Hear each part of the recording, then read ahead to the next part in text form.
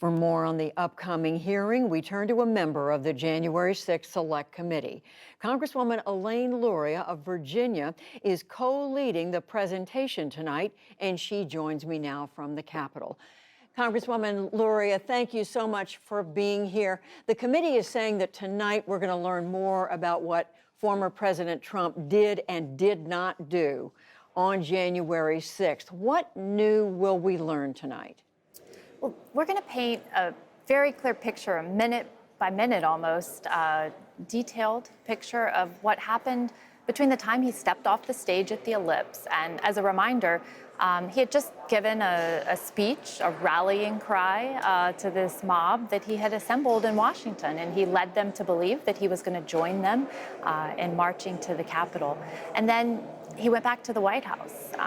He really still wanted to go to the Capitol, but went back to the White House. And we'll see over the course of 187 minutes, that's more than 3 hours, that he sat in the White House and watched the events unfold. Many people around him. There was a flurry of action and pressure, essentially, to try to get him to stand up and use the microphone that he had as the President of the United States to tell the rioters to stop the violence. But he didn't do that until about 4:17 in the afternoon, when it was clear that what the rioters were trying to do to pressure the vice president, to stop or delay the counting of the election results, that wasn't going to be successful. So we'll go into a lot of detail, and we'll hear from lots of people who were in the White House that day.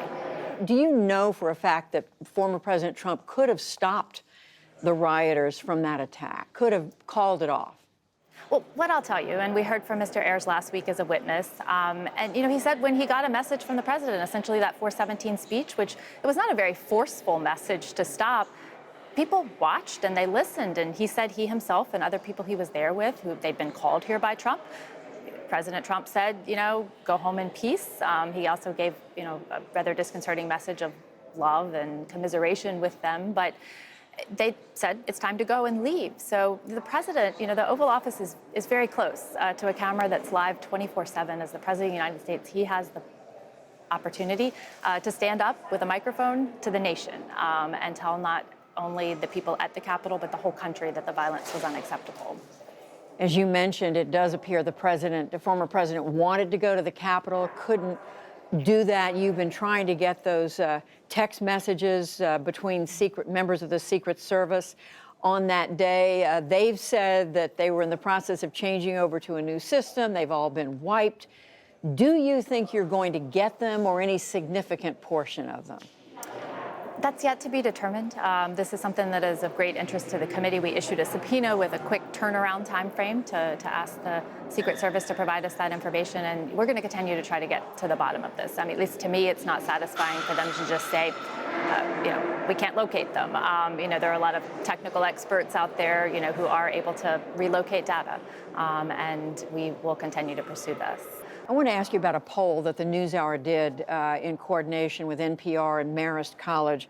Congresswoman, this was just a few days ago, we asked Americans their views of what happened on January 6th, and we found that since last December, views have barely changed. Half of Americans then and now believe, yes, there was an insurrection, while the other half believes it was just a political protest at worst, or just an unfortunate thing that happened and it's time to move on. What does it say to you that after all the work that this committee's put in and after all these hearings, that that the numbers really haven't moved at all on the part of the public's perception of January 6th?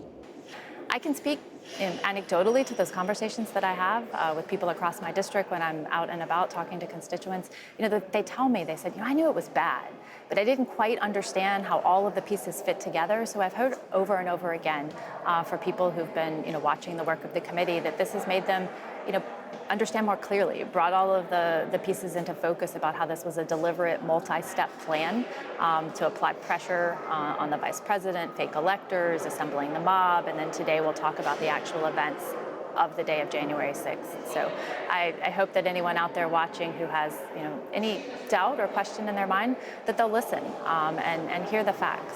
One of the other questions we asked, Congresswoman, is whether people believe former President Trump should be charged with a crime. 50% said yes, he should be, but only 28% said he will. Do they believe he will be? What do you believe? Do you think? Do you think he will be charged ultimately? Well, again, there's a separation between the congressional committee that's conducting this investigation and presenting the facts here, and the Department of Justice. The committee is forward-looking, so our purpose is to lay out the facts and provide recommendations for the future to prevent something like this. The Department of Justice, is essentially backward-looking in the sense they're the ones who have to determine if a crime was committed and hold someone accountable for those actions. I know that the Department of Justice is conducting investigations. It's the largest investigation that they've criminal investigation ever, with over 800 defendants. But I don't have exact knowledge of where that investigation is progressing.